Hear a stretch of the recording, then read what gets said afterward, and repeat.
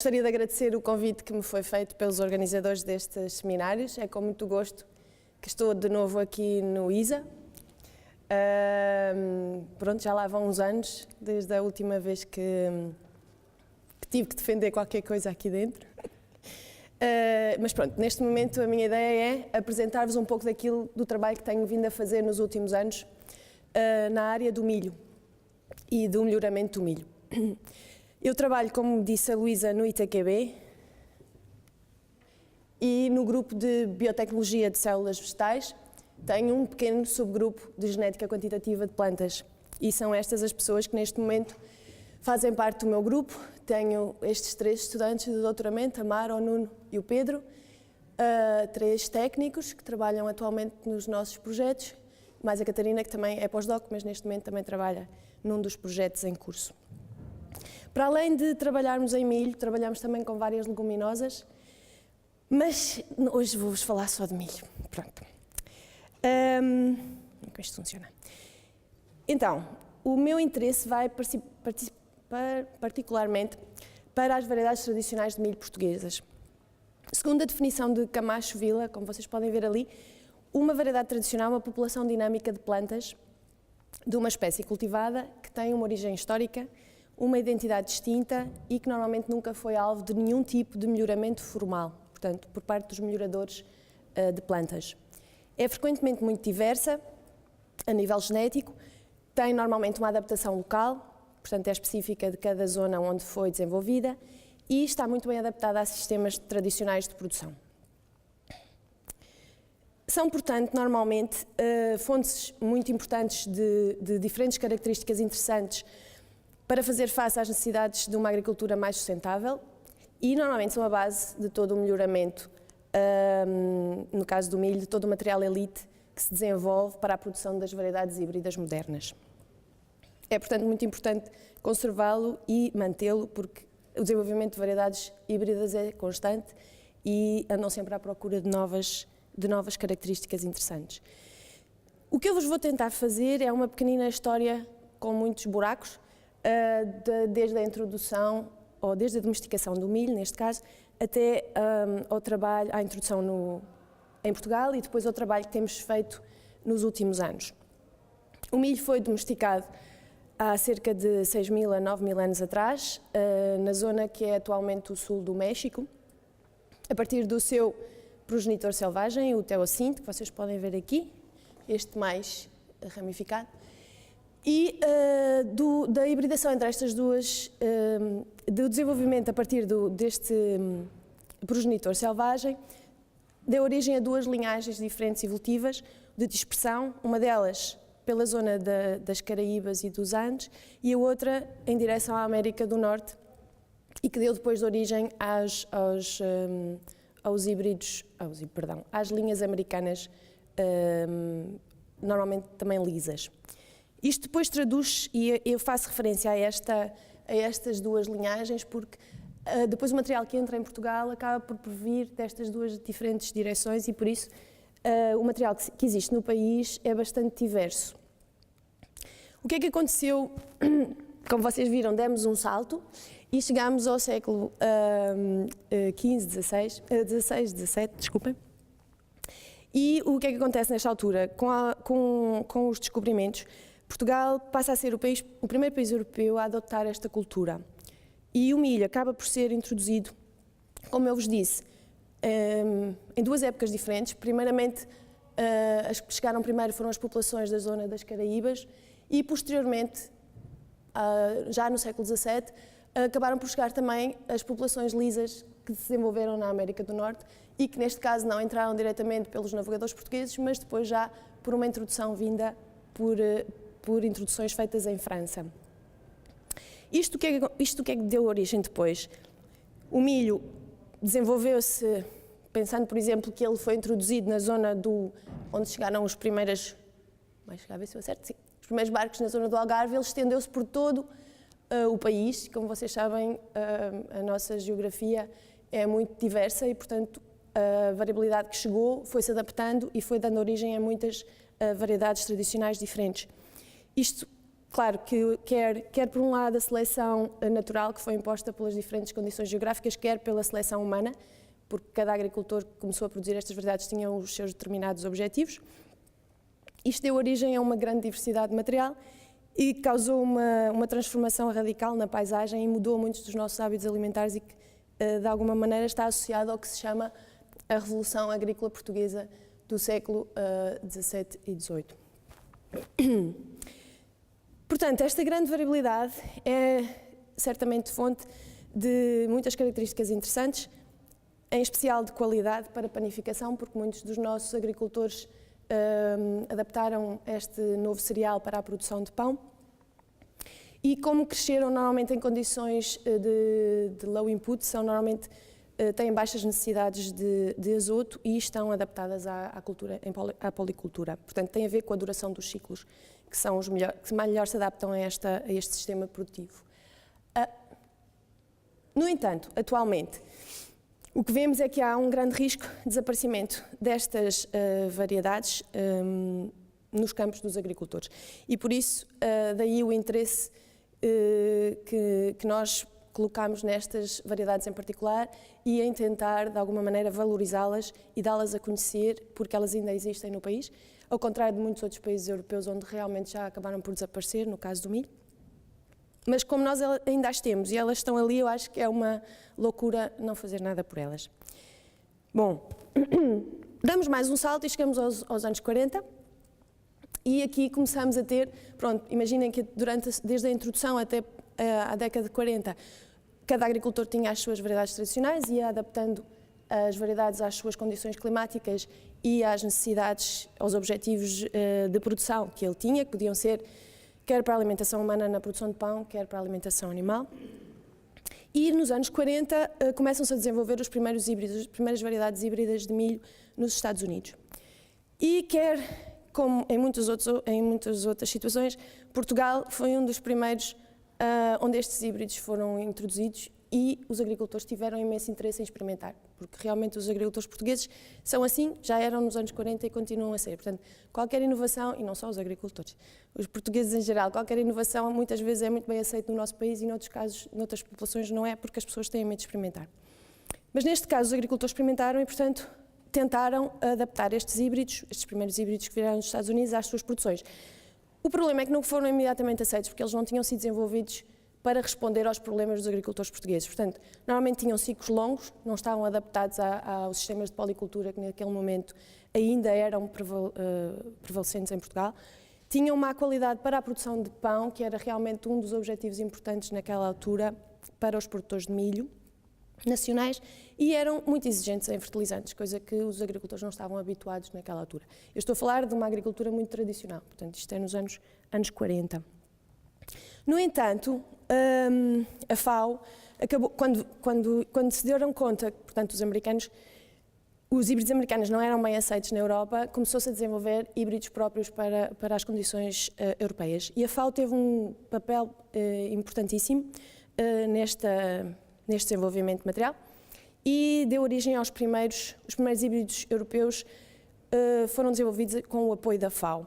Em Portugal, como alguns de vocês devem saber, desenvolveram-se imensas estações de melhoramento de milho, entre elas a mais importante era o núcleo de melhoramento de milho que estava em Braga, e o que eu quero dizer é que havia estações a desenvolver híbridos, quer no Algarve, quer no Porto, quer em Braga, quer em Viseu, portanto espalhadas por todas as zonas de produção do país. Podem imaginar a quantidade de pessoas que estavam a trabalhar em milho nesta altura no país, é uma coisa impressionante. E deram origem a vários híbridos bastante famosos para as pessoas que trabalhem na área e que foram muito bem aceitos porque realmente respondiam às necessidades dos agricultores. Claro que isto tudo acabou, infelizmente, neste momento. Já nenhuma destas estações existe. Também nesta altura, por volta dos anos 40, se começa a ter consciência de que, devido à introdução destas novas variedades híbridas, se está a desenvolver um certo processo de erosão genética no campo dos agricultores e na variabilidade que os agricultores manejavam. Bom, isto muito brevemente, como vocês sabem, existem dois tipos de conservação. por um lado, a conservação ex situ, ou seja, os bancos de germoplasma tradicionais e que normalmente são importantes quando acontece um desastre natural e se acabam completamente todas as sementes e, portanto, isto pode ser um bom recurso. Para a reintrodução de uma cultura em vários países, isto já é uma prática que, infelizmente, tem vindo a ser corrente. Por outro lado, são muito importantes e muito úteis para o melhoramento de plantas, porque estão disponíveis todos os anos, todo o ano, e estão livres de doenças e têm uma data de características estão bem caracterizadas e são geneticamente estáveis, ou seja, não acontece nenhuma seleção nem nenhuma evolução nas sementes que estão congeladas nos bancos de germoplasma. Por outro lado, temos a conservação in situ, ou seja, que consiste numa conservação dinâmica das variedades, é feita no campo e, claro, como as plantas continuam a crescer no campo, continua a acontecer a seleção natural e a seleção humana, porque estão a ser cultivadas pelos agricultores. E claro, se os agricultores, isto é um bocado volátil, porque se os agricultores encontram uma variedade mais interessante, acabam por abandonar aquela e passam à próxima, ou seja, isto tem os seus riscos também, mas o que é verdade é que está em constante evolução e, portanto, há novas misturas de genes e novas características que podem surgir e que não aconteceria no caso nos bancos de germoplasma. Então, passando para da década de 70, portanto, vocês imaginam que dos anos 40 aos anos 70 houve uma entrada enorme e desenvolvimento enorme de populações híbridas nos campos dos agricultores portugueses, mas como houve aquela tomada de consciência de que se começava a perder um bocado a variabilidade existente no país, surge a ideia por parte do Silas Pego. O Silas Pego é este senhor que está aqui sentado, que pode-se dizer que é o último melhorador de milho português. Neste momento já está reformado, mas os que trabalhamos agora em milho aprendemos muito com ele. E ele, nesta altura, portanto, em 75, trabalhava no núcleo de melhoramento de milho em Braga e estabeleceu as primeiras missões de colheita de variedades regionais naquela zona, portanto, na zona norte do país. Nos anos seguintes, e já com o apoio da FAO e do IBPGR, sob a direção da doutora Rena Farias, estas missões de colheita estenderam-se a todo o país e foram colhidas imensas variedades tradicionais nessa altura que ainda eram produzidas nos campos dos agricultores.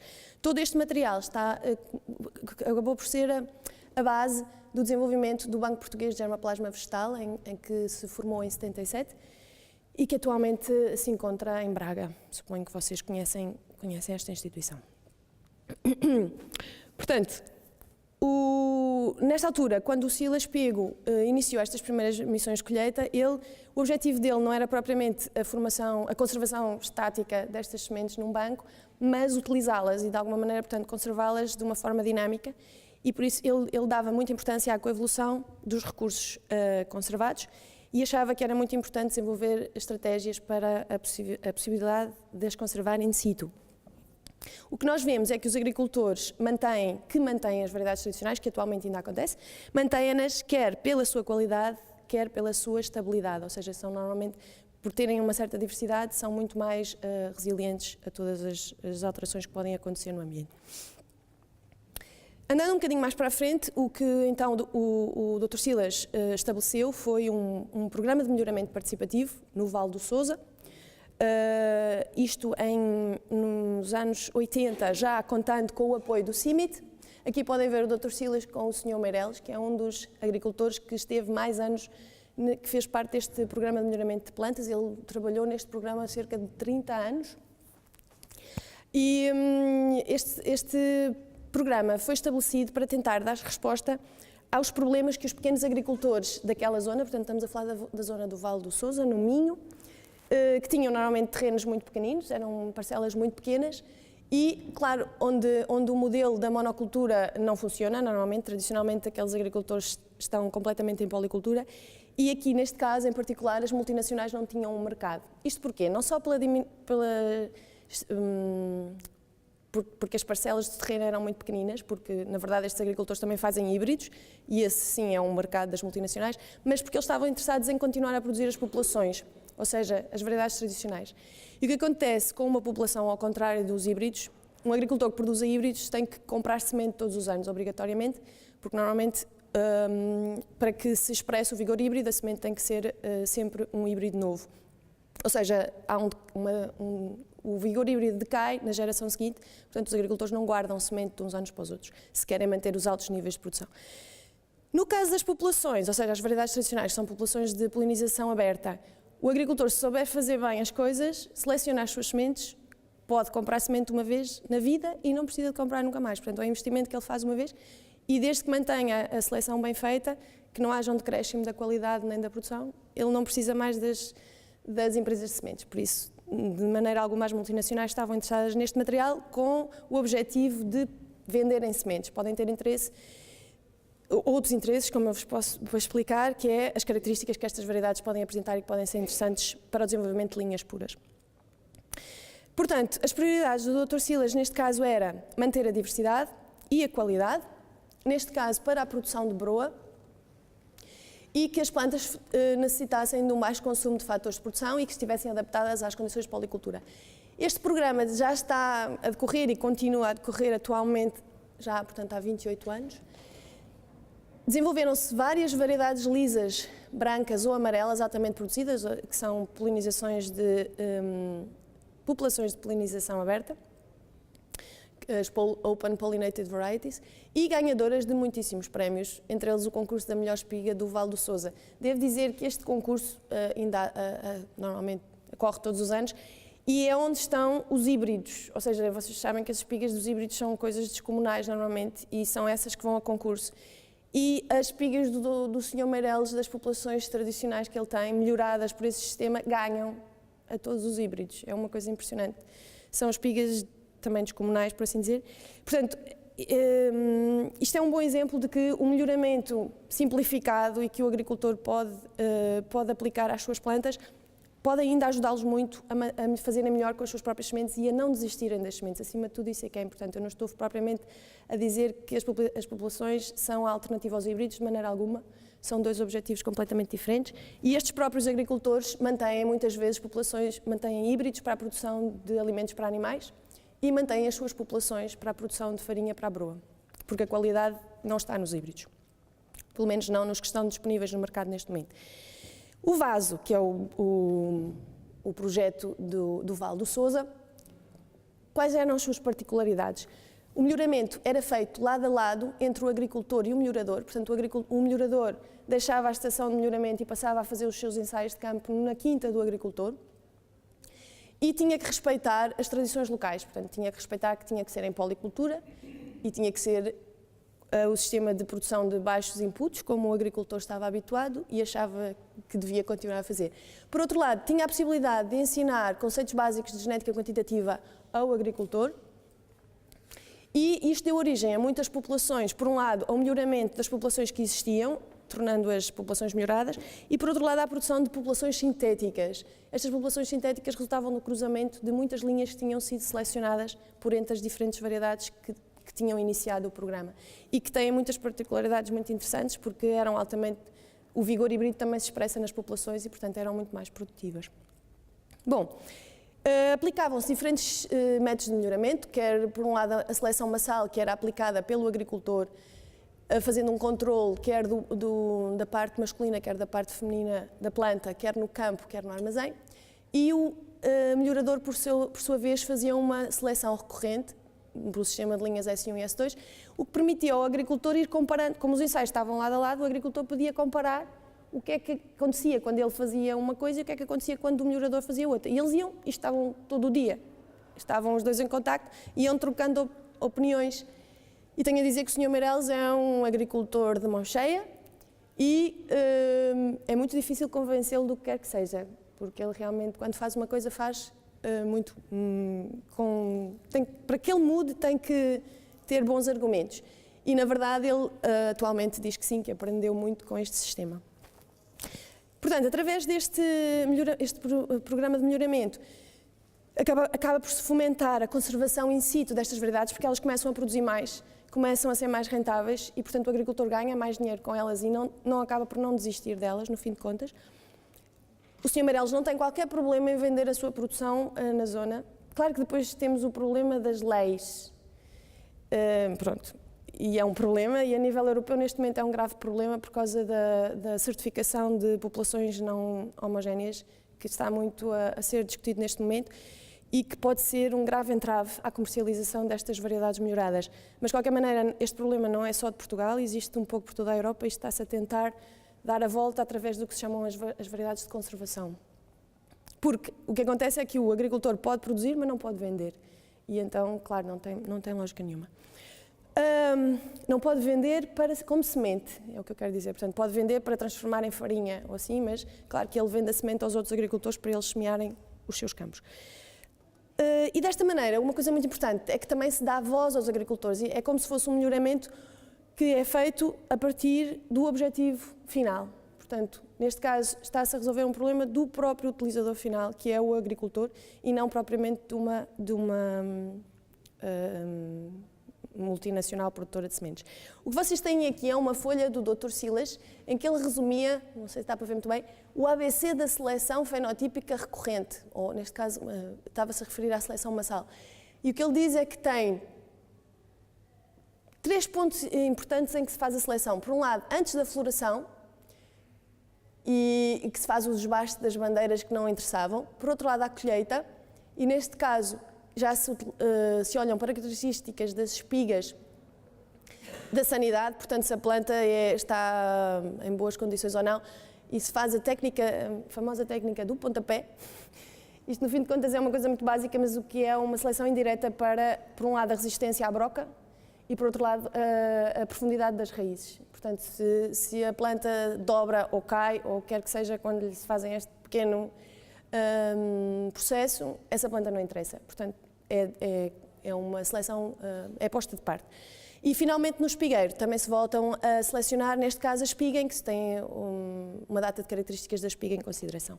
Ou seja, são coisas muito básicas, mas que se os agricultores, muitos deles já o fazem, mas acima de tudo isto era feito por agricultores mais antigos e o que acontece, que se vê neste momento, é que as gerações mais novas dos agricultores muitas vezes esquecem ou não foram ensinados sequer que isto são métodos muito simples, mas que podem melhorar muito as suas sementes.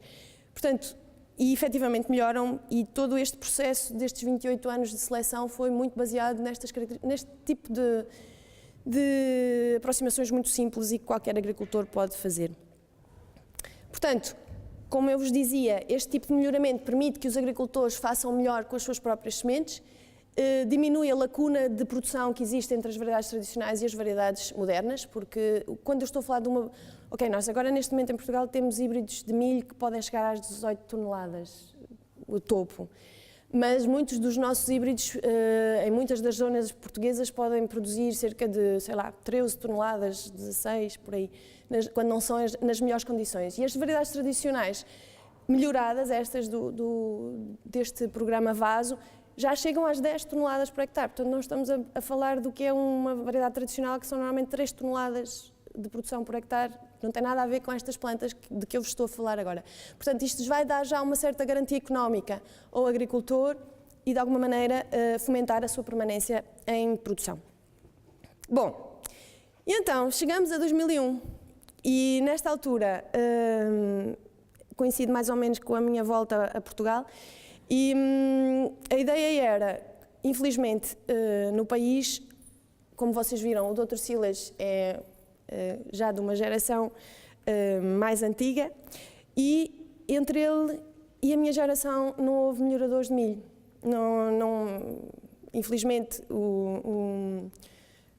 os organismos estatais não meteram mais investigadores nessa área, ou em nenhuma área, se calhar, mas em particular... Nessa mesma área não houve investimento em pessoas e, portanto, o que acontecia é que tínhamos muito bons melhoradores de campo, como a geração do Dr. Silas, mas que estavam completamente afastados do que seriam algumas ferramentas moleculares básicas que podiam ajudar imenso ao trabalho que estava a ser feito e muito bem no campo. Portanto, quando eu voltei a Portugal, foi-me posto esse desafio, que era tentar, de alguma maneira, trabalhar em conjunto com o Dr. Silas e juntar a todo este trabalho que tinha sido feito algumas ferramentas moleculares que permitissem avançar mais rapidamente e mais eficientemente neste trabalho.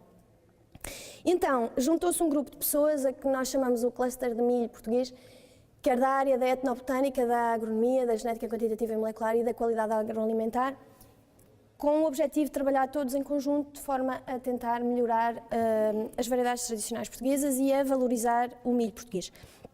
Isto depois culminou, no fim, com o desenvolvimento de uma associação que se chama ZEA+, tem uma pequenina página de internet que ainda não está muito desenvolvida, mas pronto, esta associação já se formou em 2010, e tenta juntar, quer não só os investigadores que estão ligados a estas temáticas, mas também os agricultores e os produtores que possam estar interessados em aprender e em desenvolver algumas das nossas ideias em conjunto. Pronto.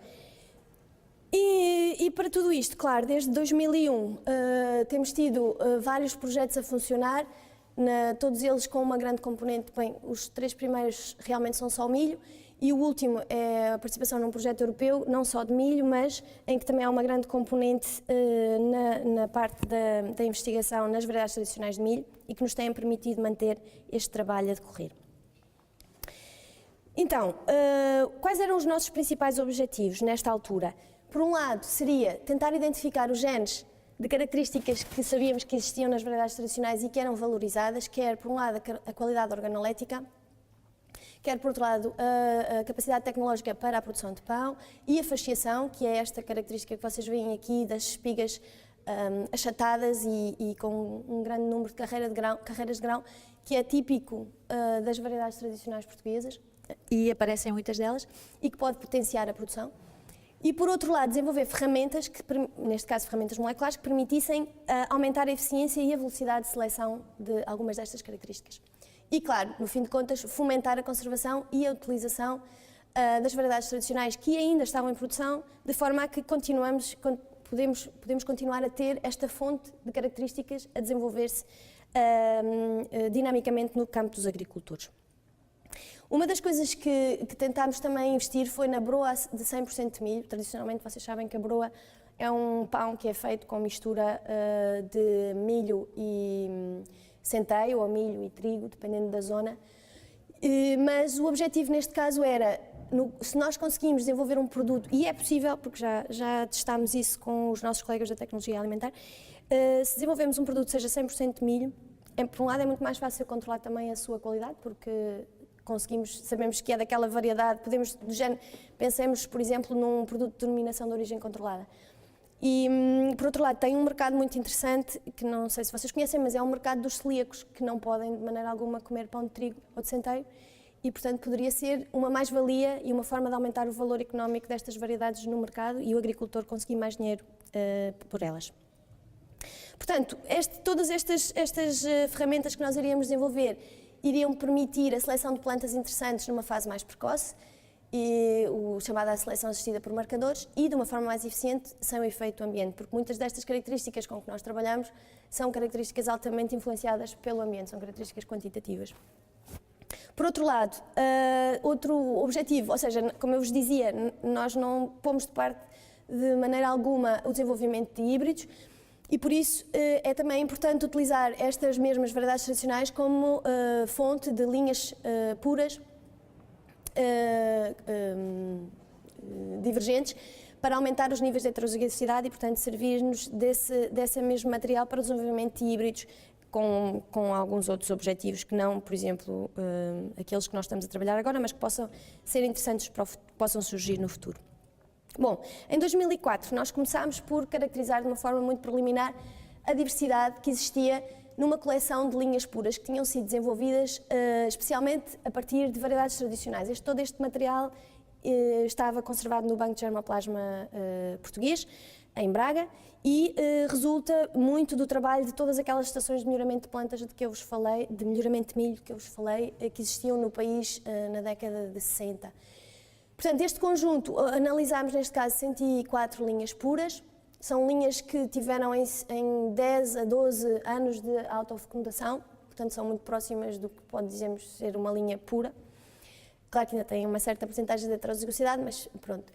E comparámos-las depois com linhas puras elite americanas e europeias para ver mais ou menos aonde se posicionavam as nossas linhas puras que eram usadas tradicionalmente na produção dos híbridos em Portugal, na altura das estações de melhoramento de milho que existiam no país. Bom, para não assustar a audiência, eu vou passar muito rapidamente pela parte da análise estatística. É a parte fundamental do meu trabalho, mas como eu sei que realmente não é normalmente muito árida, eu apresento-vos os resultados. Se depois tiverem algumas dúvidas e quiserem saber algum pormenor em detalhe, eu tenho todo o gosto em vos explicar, mas não vos quero aborrecer com detalhes. Portanto, muito rapidamente, o que vocês têm aqui é um dendrograma que está partido em dois, portanto esta parte deveria vir agora aqui. E o que nós vimos foi que estas linhas, este conjunto de linhas se agrupava em 5 grupos, em 5 clusters principais, que estão aqui identificados de linhas. E o que era engraçado era ver, bem, e que nós conhecíamos o pedigree de algumas das linhas portuguesas e conhecíamos quase a totalidade do pedigree das linhas estrangeiras que foram introduzidas nesta análise, e, portanto, confirmámos que a separação era feita nestes agrupamentos de uma forma lógica, tendo em conta o pedigree das linhas. Por outro lado, o que foi engraçado ver foi que as linhas puras portuguesas estavam espalhadas por todos estes diferentes agrupamentos e que exibiam uma mistura de diferentes tipos de endosperma e de cores de grão. O que nós pensamos foi que, efetivamente, estas linhas puras portuguesas, o que temos que pensar é que estas linhas puras representam de alguma maneira aquilo que, ou refletem de alguma maneira as variedades tradicionais portuguesas das quais elas são originárias. E, efetivamente, apresentavam uma grande diversidade e o que nós pensamos que aconteceu foi que, como eu vos disse, houve a introdução de material, quer da parte das Caraíbas, quer dos lisos americanos no país, e o agricultor português misturou tudo com tudo, de forma a aumentar a adaptabilidade destas linhas e, portanto, quanto mais diversidade ele criasse, mais seguramente ia ter uma planta que respondia às suas necessidades. Portanto, nós não conseguimos identificar os grupos heteróticos típicos americanos das linhas de milho, que são normalmente aqueles chavões, no material português, é impensável, eles estão todos misturados. Portanto, quer por um lado os agricultores, quer por um outro lado, posteriormente, os melhoradores, misturaram tudo com tudo de forma a aumentar a variabilidade. Portanto, o nosso material é realmente um material altamente variável, o que para os americanos às vezes parece uma grande confusão, mas por outro lado é muito interessante, especialmente nas novas aproximações genéticas que se estão a desenvolver, como por exemplo os estudos de associação, em que é extremamente importante não ter uma estrutura muito grande nas coleções de linhas que se usam para fazer as análises.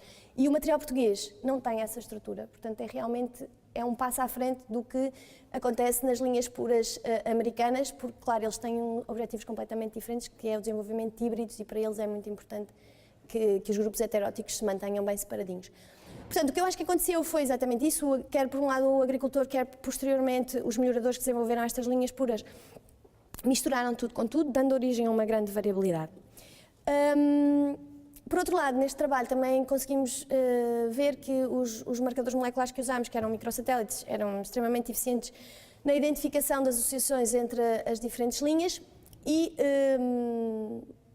achámos que se deveriam passar a utilizar na caracterização do material que existe, por exemplo, no banco de germoplasma, não só as características morfológicas, mas também marcadores moleculares como estes que foram utilizados. Mais à frente, começámos então a dedicar-nos à colheita de material em campo que tivesse boa qualidade de panificação. O nosso objetivo era ir a uma zona do país.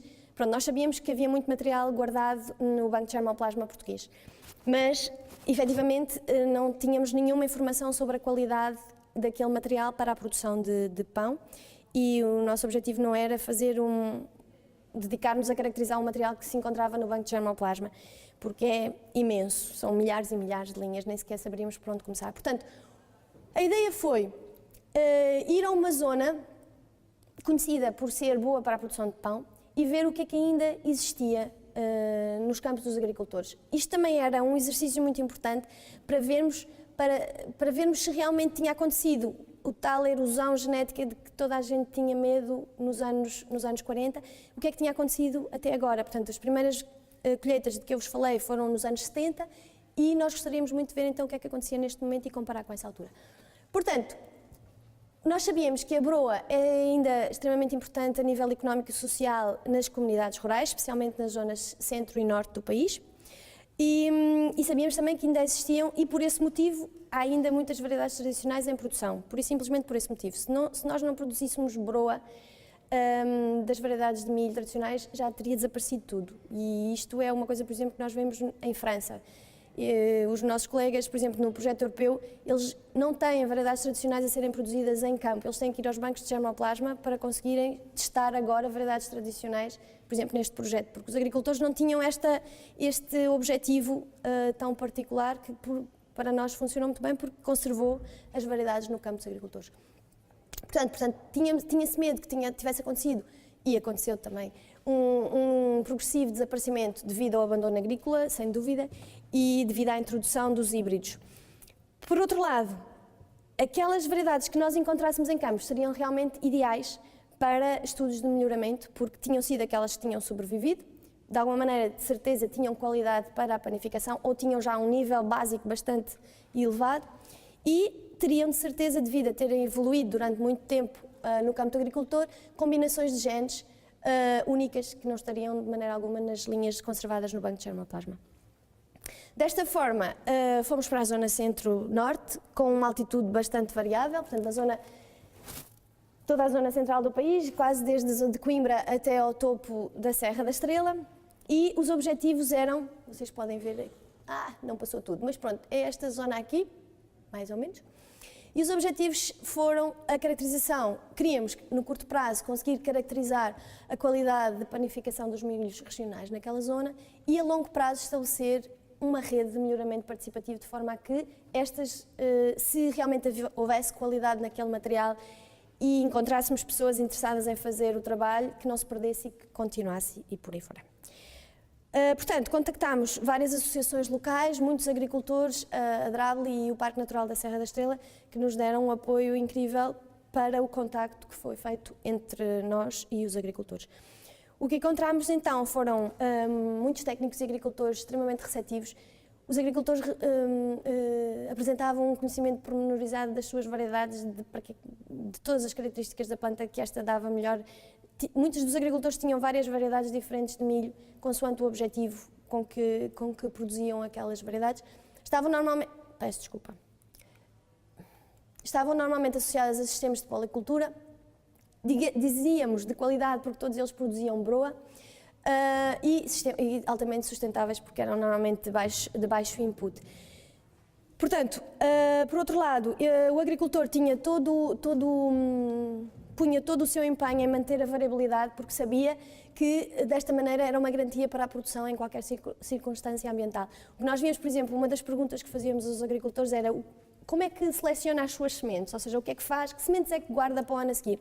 E normalmente o que punhamos era no campo, na eira do agricultor, punhamos-lhe as maçarocas todas que ele tinha e pedíamos-lhe para ele exemplificar, porque muitas vezes era mais fácil ele explicar não por palavras, mas por atos, aquilo que fazia. E o que era verdade é que o agricultor escolhia normalmente as espigas mais bonitas, as maiores, mais gordinhas, o que é que fosse, e depois escolhia 2 ou 3 completamente aberrantes. E nós sempre perguntávamos, mas para que é que vai pôr isso aí lá? E ele diz, isto é como o sal na comida. E todos eles diziam isto é muito importante, porque isto é o que nos dá a variabilidade. Claro que não diziam que era isto que nos dá a variabilidade, mas isto é o que nos dá a segurança. E todos eles tinham este bichinho, que não sei muito bem de onde é que foram buscar, mas o que é engraçado, todos eles nos diziam isto e continuavam a fazer. Metiam sempre algumas espigas um bocadinho diferentes. Por exemplo, a fasciação era uma das características que eles, claro que não escolhiam todas as espigas fasciadas de maneira alguma, mas escolhiam algumas. E essa semente mantinha-se, portanto, na geração seguinte. Portanto, nesta altura, colhemos cerca de 50 variedades tradicionais diferentes, entre amarelos e brancos, muitas variedades associadas de outras espécies, muito feijão, muita abóbora, muito centeio, e permitiu-nos fazer os primeiros contactos para o desenvolvimento de uma nova rede de melhoramento participativo. Uma nova rede, eu estou-vos a dizer porquê. A rede que existia do projeto Vaso era, portanto, na zona do Val do Sousa, no norte do país, e durou muitos anos, mas ultimamente com um único agricultor, que era o Sr. Meireles, que eu vos apresentei, e que é uma pessoa já de muita idade.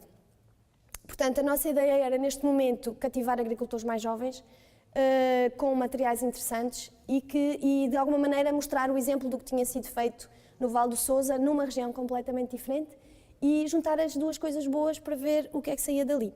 E, portanto, conseguimos nesta expedição fazer os primeiros contactos para procurar novos agricultores que se interessassem por estas problemáticas. Este material foi todo avaliado nas mesmas condições, na Escola Superior Agrária de Coimbra, e verificou-se que existia realmente uma grande diversidade de plantas, de formas, de cores de espigas e uma percentagem enorme de fasciação. Ou seja, 56% das variedades que nós colhemos apresentavam espigas fasciadas, aquela característica de que eu vos falei, e que o que muito espantou o Dr. Silas Pego, porque ele, nos anos 70, dizia que o material que tinha colhido tinha cerca de só 10% das variedades tradicionais é que tinham esta característica, e vimos a verificar que nos anos 2000, 2005, por aí que foi a altura em que fizemos, esta característica, nesta região em particular, é muito mais constante. Ok, este material foi todo caracterizado utilizando uma escala de pré-melhoramento que se chama Hunters e que foi desenvolvida pelo Dr. Silas, que são normalmente características muito fáceis de medir, e isto do pré-melhoramento é o passo que se faz antes, ou seja, é o passo que está entre o que é a colheita de material e a sua utilização em melhoramento. E normalmente tem que ser uma triagem em larga escala, de material em larga escala, portanto as características que são medidas são muito simples, mas isto vai permitir selecionar o material mais interessante para depois realmente fazer um programa de melhoramento. E foi isso que foi aplicado a este material. E pronto, digo-vos só que identificámos variedades com características muito interessantes e que, devido às características em que foram colhidas, portanto aos sistemas de produção em que estavam a ser produzidas, são provavelmente muito interessantes para sistemas alternativos mais sustentáveis. Isto também tem um bocadinho a ver com a tendência que agora aparece muito a nível europeu de fomentar a produção com baixos recursos aos fatores de produção, ou seja, os sistemas de produção de low input. E realmente as variedades tradicionais portuguesas têm essa característica e que pode ser mais explorada nesse sentido. Como eu vos dizia, o importante será aumentar o seu valor comercial de forma a que o agricultor ganhe mais com as suas próprias sementes e não desista de as manter em campo. E, portanto, tentar evitar assim o seu completo desaparecimento. O seguinte trabalho que nós fizemos foi, pronto, nós sabemos que muito se tem dito que a produção dos híbridos e o trabalho dos melhoradores de plantas leva a uma erosão muito grande da diversidade, porque normalmente se reduz ao máximo a diversidade e se procuram variedades extremamente uniformes, extremamente constantes e sem muitos outliers. No entanto, o que se diz é que o agricultor, por seu lado, como eu vos expliquei, como ele escolhe as sementes de um ano para o outro, mantém essa diversidade. E isto é sempre dito assim, mas nunca foi realmente testado. E no caso do melhoramento participativo, nós tínhamos um sistema ótimo para verificar o que é que acontecia realmente, se havia uma redução ou não da diversidade por parte do melhoramento feito pelo agricultor, ou seja, pela seleção feita pelo agricultor. Por isso, o que nós fizemos foi agarrar numa variedade tradicional melhorada do programa Vaso, que é o pigarro, que é uma variedade lisa, branca, fasciada, altamente fasciada. Vocês veem, isto são espigas assim com este diâmetro, normalmente são umas coisas brutais, e que tem qualidade para a produção de broa e está adaptada à policultura. Esta variedade esteve 20 anos neste programa de melhoramento de plantas participativo e foi alvo de seleção massal com controle de ambos os parentais, aquele sistema que eu vos falei antes. Tendo-se verificado um aumento do diâmetro da espiga e do número de carreiras de grão, que levou a um eventual aumento da sua produção. O objetivo era testar, objetivamente, se as melhorias associadas, ou seja, de diâmetro da espiga e do número de carreiras de grão, estavam ou não, se as características melhoradas estavam ou não associadas a uma perda da variabilidade. O que nós fizemos foi, então, utilizar marcadores moleculares, neste caso microsatélites, e analisámos 3 ciclos de seleção. Esqueci-me de vos dizer, neste programa Vaso, uma coisa muito interessante foi que o Dr. Silas nunca se esqueceu de fazer, ele conservou sementes de todos os ciclos de seleção, portanto, tudo isto está congelado no Banco de Germoplasma Nacional, o que é uma riqueza brutal, porque agora nós podemos comparar todos os 20 anos ou 30 anos de melhoramento com ferramentas que o Dr. Silas não tinha na altura em que conservou as sementes. Portanto, às vezes é bom não deitar tudo fora, por assim dizer. Portanto, o que nós fizemos foi selecionar um ciclo inicial, um ciclo intermédio e um ciclo final. Nesta altura era, e claro, eu digo aqui 2008, mas isto começou por volta de 2006. E analisámos 30 plantas de cada ciclo, com marcadores moleculares que estavam distribuídos uniformemente ao longo do seu genoma. Eu não vos vou apresentar muitos dos resultados, pura e simplesmente vos gostava de apresentar esta análise de variação molecular, em que o que vocês têm aqui são as comparações entre os diferentes ciclos de seleção, entre 84, 93, 2004, 84, 2004, e o que verificamos foi que a maior parte da variância ocorria dentro dos ciclos e não entre os ciclos. Portanto, efetivamente o agricultor soube manter a diversidade do pigarro, visto que uma grande proporção da variação genética era mantida em cada ciclo de seleção, sem haver uma perda efetiva da diversidade, ou seja, o agricultor conseguiu que algumas das características fossem melhoradas sem que isso levasse a um afunilamento na diversidade presente nos ciclos de seleção.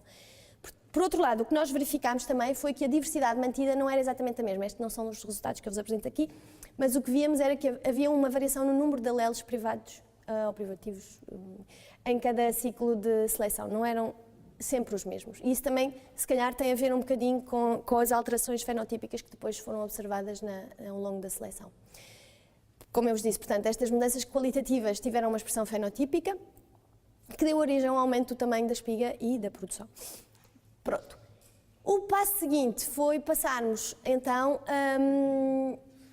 a estudar com mais cuidado a qualidade para a produção de broa. Uma coisa muito interessante, pronto, há muitos estudos feitos na qualidade de panificação em trigo, mas em milho não há muita coisa feita. E especialmente porque as características que dão origem a um bom pão no trigo são completamente diferentes das características que dão origem a uma boa broa de milho, visto que o milho não tem glúten. E, portanto, as características, os parâmetros de viscoelasticidade do trigo não se aplicam de maneira alguma ao milho. Normalmente, os parâmetros de viscosidade da farinha de milho têm muito mais a ver com a gelatinização do amido. Outro dado importante que nós tínhamos sabíamos, por análises sensoriais que tinham sido feitas já no passado e que voltaram a ser confirmadas este ano, que os consumidores têm preferência pelas variedades tradicionais em detrimento dos híbridos. Tenho de vos dizer, claro, que os híbridos que foram testados eram híbridos presentes no mercado nacional e, portanto, não tinham sido desenvolvidos para a produção de broa. São os híbridos que os agricultores têm acesso e que são para a produção de alimento para animais. Mas o que é efetivo é que esses são os que existem no mercado e é com esses que temos que comparar. O que verificámos foi que, especialmente no estudo de 2009, foi que os consumidores preferiam a broa feita pelas variedades tradicionais, não propriamente por causa da estrutura ou da textura, mas de coisas muito mais fininhas, como os sabores e os aromas que eram libertados pelo pão produzido por essas farinhas. E, portanto, pensámos, vamos ter que ter em conta também estas características quando estivermos a tentar estudar o que é a qualidade da broa. Assim, o que foi feito, ou por outra, o objetivo seria, por um lado, tentar identificar, pronto, isto foi um processo que levou bastante tempo, primeiro tivemos de tentar identificar quais eram os parâmetros que tinham que ser medidos ou de alguma forma otimizar os parâmetros que tinham que ser medidos para sabermos o que é bom e o que é mau num pão de milho. E, por outro lado, o objetivo era também ver se havia uma relação entre a diversidade genética das variedades tradicionais e a sua qualidade tecnológica, ou seja, a sua qualidade para a produção de pão. Aqui o que testámos foram 46 variedades tradicionais daquele grupo que foi selecionado na zona centro, 6 variedades melhoradas do programa VASO e utilizámos duas populações americanas como controle. e nos quais depois, na farinha destas variedades, aqui para o estudo molecular usámos 5 plantas por variedade, e depois as farinhas destas variedades foram analisadas 8 parâmetros de qualidade que têm a ver com as viscosidades, o teor em proteína, a gordura, a fibra, a cor e o teor em amilose. O que aconteceu depois é o que vocês podem ver aqui. No caso do estudo baseado só nos parâmetros de qualidade, conseguimos identificar 3 grupos diferentes de variedades, em que o grupo A, que é este que se encontra aqui, tinha um alto teor em gordura, fibra e amilase e baixas viscosidades. O grupo B, que seria este aqui, tinha um alto teor em proteína, fibra e as viscosidades também eram altas. E, por fim, um grupo C, que é este aqui, que tinha um alto teor em amilase e só em viscosidade final e no parâmetro da cor, mas tinha um baixo teor de proteína. O que acontecia a nível da diversidade genética era que o que nós vimos foi, são portanto as mesmas populações que estavam no estudo da qualidade e que todas estas populações eram distintas entre si, evidenciando uma grande diversidade genética. As associações que encontrávamos aqui tinham também a ver com o pedigree destas mesmas populações, especialmente nas populações vaso, melhoradas. Por exemplo, um dos exemplos era o fandango. O fandango é um sintético proveniente do programa vaso e que tem uma percentagem elevada de material americano na sua gênese e, portanto, estava associada às variedades americanas que estão aqui, e o fandango está neste ramo, todo o ramo vermelhinho. Mas, de qualquer maneira, não havia agrupamentos muito claros. Por outro lado, o que nós observámos também foi que as variedades tradicionais que tinham sido alvo de uma seleção mais rigorosa, ou seja, mais pronunciada, por assim dizer, como eram todas as variedades do programa vaso, que é o castro verde, o fandango, o algesur, o pigarro, o amiúdo, o verdeal da perrela, tinham braços mais longos, de alguma forma também evidenciando essa seleção mais rigorosa. No entanto, não observamos qualquer correlação entre o local de colheita ou a cor do grão e a diversidade genética. Quando punhamos em comparação estas duas análises, quer da qualidade, quer da diversidade genética, o que verificámos foi que as populações do grupo A de qualidade tinham muito menos diversidade entre si, portanto eram muito mais semelhantes do que quer as populações que se encontravam no grupo B ou no grupo C. E no grupo A e B, por outro lado, o grupo A e o grupo B não eram muito diferentes um do outro. Portanto, o que sobressaía aqui era que o grupo C, que tinha uma forte influência do germoplasma americano dentado e que não é apreciado para a broa, se separava do resto dos dois agrupamentos. No entanto, há quem diga que a variedade tradicional fandango, que tem uma grande percentagem de material americano, também é bom para a produção de pão. Eu acredito que deve ser por causa dos genes portugueses que estão lá pelo meio. Mas pronto, efetivamente é uma combinação que funciona bem, sem dúvida nenhuma. E o grupo A e o grupo B, que estão constituídos especialmente por variedades tradicionais portuguesas, ao contrário do grupo C, apresenta variedades que são normalmente consideradas boas para a produção de broa, como é o caso do pigarro, que eu já vos tinha falado anteriormente, e do verdeal da perrela. No entanto, como eu vos disse, nesta análise não tivemos em conta o que eram os aromas e os sabores, que são aquelas duas características que os consumidores têm muito em atenção e, portanto, passou a ser objetivo do nosso trabalho também dedicar-nos um pouco a estas características em particular. Desta forma, chegamos já a 2010, nós começámos por tentar, de alguma forma, fazer um estudo mais detalhado do controle genético das características que nos pareciam interessantes para a qualidade de panificação e entre elas passam a aparecer também os aromas e os sabores e para tal dedicámos-nos não só à coleção de variedades tradicionais que colhemos na zona centro, mas também à coleção de cerca de 150 linhas puras desenvolvidas a partir das variedades tradicionais portuguesas. Por outro lado, passou a ser nosso objetivo também a seleção, a partir destas variedades tradicionais, de um grupo mais restrito de variedades que tivessem qualidade e diversidade, para implementarmos a nova rede de melhoramento de milho participativo. Por outro lado, estamos também interessados em selecionar populações híbridas, ou seja, criar mais diversidade a partir das variedades que são interessantes E também, sem dúvida, ter em conta a possibilidade do desenvolvimento de híbridos.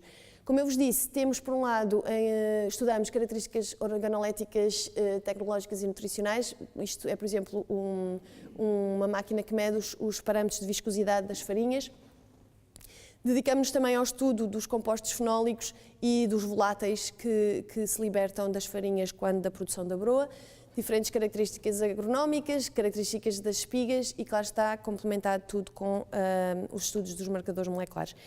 Queria-vos só dar alguns exemplos do trabalho que tem sido feito já no estudo detalhado das características, da genética de determinadas características interessantes das variedades tradicionais. Uma delas é a fasciação, como eu vos tinha dito. Isto é uma parte da escala que mede o nível de fasciação das espigas. Vocês podem ver aqui uma espiga já bastante deformada, que é normalmente um caso extremo do que é a expressão desta característica. Como eu vos disse, foi encontrada em cerca de 56% das variedades tradicionais portuguesas. O nosso delineamento experimental, o que foi feito neste caso foi cruzarmos duas linhas puras provenientes dessa coleção de linhas puras do Banco Português de Germoplasma, uma fasciada e uma não fasciada.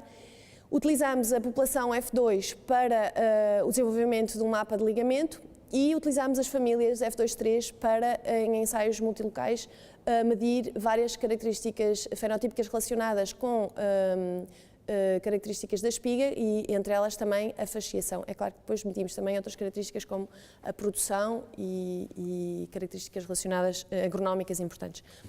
Este material, pronto, neste trabalho utilizámos estas duas gerações, a F2 e a F2-3. Claro que este material foi sendo autofecundado ao longo de vários anos e atualmente temos uma população de recombinant inbred lines à espera de termos mais financiamento para fazer mais coisas nela, mas que pode ser muito interessante.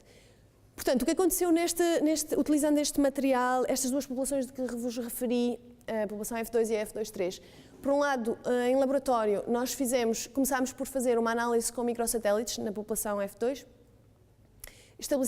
O objetivo era o estabelecimento de um mapa esqueleto de microsatélites. Acabámos por utilizar cerca de 70 marcadores, que depois se reduziram a 60 devido a diferentes problemas de segregação distorcionada, e este foi o nosso mapa esqueleto, portanto, utilizando marcadores codominantes, e que depois foi complementado utilizando marcadores dominantes, neste caso AFLPs, com cerca de 450 marcadores adicionais, e este foi o que formou depois o nosso mapa de ligamento utilizado para a posterior mapeamento de QTLs. Já a seguir, como eu vos disse, portanto, desenvolvemos o mapa de ligamento com base nestes dados moleculares todos e, finalmente, depois introduzindo os dados fenotípicos que vieram dos ensaios de campo, fizemos um mapeamento, a análise de QTLs, ou seja, de Quantitative Trait Loci, correspondentes às características quantitativas em estudo.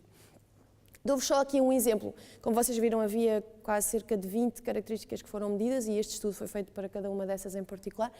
No caso da fasciação, portanto, aquela característica que eu vos apresentei ao princípio, foram detectados 3 QTLs. Isto foi feito em 2 ambientes, o Caldeirão e Montemor. Isto porquê? Porque nós tínhamos todo o interesse em tentar detectar QTLs que fossem estáveis em diferentes ambientes, porque esses são realmente os que podem ter importância para serem utilizados no melhoramento desta característica. Neste caso foram detectados 3 QTLs, só um deles é que foi detectado nos dois ambientes. Pronto, atualmente o que é que nós estamos a fazer neste trabalho? Nós estamos efetivamente a trabalhar numa geração muito precoce, que é uma F2, F2-3, e o nosso mapa não é muito denso. Infelizmente, esta não é, sem dúvida nenhuma, a melhor geração para fazer este tipo de estudos, mas a ideia será agora dedicarmos-nos às zonas onde foram identificados os QTLs, tentar aumentar a sua densidade, de forma a tentar poder identificar genes candidatos que estejam debaixo destas zonas. Isto, no caso do milho, não é assim tão complicado, porque está imensa coisa clonada e imensa coisa mapeada. E o interessante neste caso, por exemplo, aqui temos o que acontecia no cromossoma 7, como um exemplo. Na base de dados do milho, temos todos os genes que podem estar, aqui está só um pequeno exemplo dos genes que podem estar de alguma maneira relacionados com estas características da espiga, da fasciação, mas existem muitíssimos mais. E tendo em conta os microsatélites que flanqueiam normalmente ou que se aproximam das zonas onde estão os QTLs, é facilmente através dos mapas consensos disponíveis na internet, é fácil identificar potenciais candidatos para tentarmos ver se estão de alguma maneira relacionados, colocalizados na nossa população. Portanto, a ideia será depois tentar, por um lado, colocalizar alguns destes genes que achemos que possam estar eventualmente de uma forma biológica mais correlacionadas com as nossas medidas, ver se, mapeando-os no nosso mapa, se realmente acabam por se localizar nas mesmas zonas dos QTLs ou não. E eventualmente depois sequenciar até estas mesmas zonas. Mas pronto, isto é um trabalho ainda a decorrer atualmente. Finalmente, e para os que ainda sobrevivem, só vos gostaria de falar de mais um pequenino outro trabalho, pequenino não, mas um trabalho do qual tenho gosto muito e, portanto, vos quero falar deles, que é o mapeamento de QTLs para a qualidade de panificação. Neste caso estamos a falar não só de características ligadas à capacidade de produção de pão, ou seja, as viscosidades, todas aquelas características mais tecnológicas, mas também tudo aquilo que tem a ver com os aromas e com os sabores. Portanto, é uma caracterização da qualidade de panificação global. Neste caso, partimos para uma outra opção, não vamos fazer o que se chama o convencional estudo de mapeamento de QTLs, mas sim um estudo por associação, e já não utilizamos uma população segregante, mas sim a coleção das linhas puras de que vos tinha falado anteriormente. Para este caso, em vez de utilizar marcadores, microsatélites ou FLPs ou o que é que seja, partimos diretamente para a utilização do chip da Illumina com 50.000 SNPs e isto vai ser uma ferramenta que vai ser interessantíssima não só para este estudo em particular, mas para qualquer outra característica que eventualmente se possa medir nesta mesma coleção. Portanto, acho que é um investimento que vai de todas as formas ser rentabilizado no futuro. Mas o primeiro passo foi, sem dúvida nenhuma, ver se existia uma estrutura. Como vocês viram, aquele primeiro estudo preliminar que fizemos, verificava-se que não havia uma estrutura muito grande na coleção de linhas portuguesas e, portanto, havia uma indicação de que seria um material extremamente interessante para fazer estudos de associação. Mas foi feito com muito poucos microsatélites e, neste momento, nós estamos a aumentar a densidade de microsatélites nessa mesma população para ter uma ideia mais detalhada da estrutura que pode existir nessa coleção, de forma a poder contar com essa estrutura nos estudos de associação e reduzir o número de falsos positivos que poderiam ser detectados das associações entre os marcadores moleculares e as características em estudo. Portanto, nós estamos a apontar para cerca de 60 microsatélites que estão a ser feitos e, neste caso, tenho-vos a dizer que são 150 linhas, mas neste momento nós não estamos a analisar uma única planta por linha, porque, efetivamente, demos conta que algumas das linhas tinham ainda uma percentagem de heterozigosidade maior do que aquela que nós estaríamos à espera para uma linha pura que tinha sido autofecundada cerca de 10 a 12 ciclos. Portanto, estamos neste momento a trabalhar com 10 plantas por linha, estamos a falar, portanto, de 1.500 plantas e vamos ter que fazer assim para poder identificar as plantas mais representativas da linha pura e serão essas as que vão ser introduzidas no chip dos SNPs, perdão.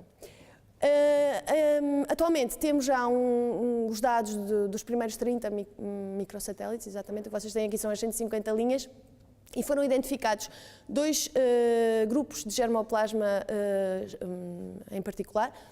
Um grupo A, que aparece especialmente nas linhas que são mais ou menos 100% de germoplasma português, e um grupo B, que é o que está apresentado a azul, que aparece especialmente ou principalmente nas linhas que têm algum material de mistura que não seja só português, que não tem só material português.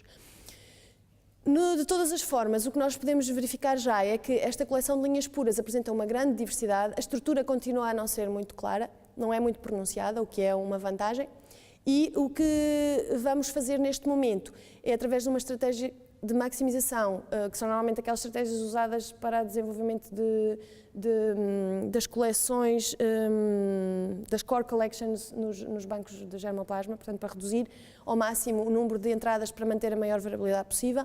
Vamos selecionar cerca de 100, que são essas que vão ser depois analisadas com o chip dos SNPs. Vamos utilizar, por outro lado, estes 60 microsatélites de que vos falei para o controle da estrutura genética, para evitar o aparecimento de falsas associações e, finalmente, utilizando métodos lineares mistos, vamos então estudar a associação que existe entre estes mesmos marcadores moleculares e as características de qualidade de que vos tinha falado. Portanto, neste momento estamos mais ou menos por aqui, nos marcadores, nos microsatélites, e no princípio do ano esperemos já ter os dados todos para poder partir para os SNPs. E para finalizar, numa mensagem um pouco diferente, das populações mais promissoras que foram colhidas em 2005, ao longo destes anos todos avaliadas para diferentes características, quer a nível agronómico, quer a nível de qualidade, escolheram-se as mais promissoras e neste momento temos 13 locais de seleção, ou seja, a nossa rede de melhoramento participativo abrange 3 localizações diferentes no país, especialmente na zona centro-norte, e estamos muito orgulhosas dela. Esperemos que se mantenha, porque realmente é um complemento muito interessante para qualquer trabalho daqueles que nós estamos a desenvolver mais a nível fundamental, porque de alguma maneira podemos ver que o interesse se mantém e que as variedades vão continuar a evoluir e que vamos continuar a ter diversidade em campo. Exatamente, como eu vos disse. Portanto, novas combinações de genes que não existem em nenhum sítio vão continuar a ser desenvolvidas e, de alguma maneira, o agricultor pode vir a ser remunerado pelo melhoramento das suas próprias sementes. E pronto, estes são os meus agradecimentos.